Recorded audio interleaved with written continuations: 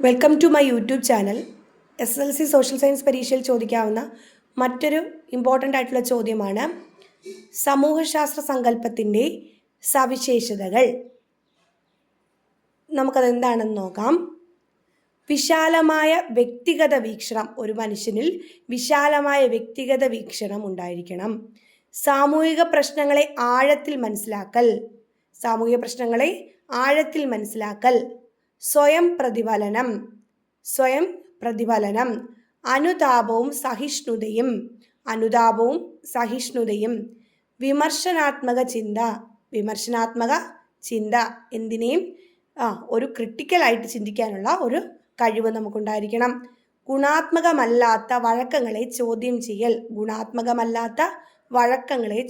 ചെയ്യൽ, ഇത്രയുമാണ് സമൂഹശാസ്ത്ര സങ്കല്പത്തിലെ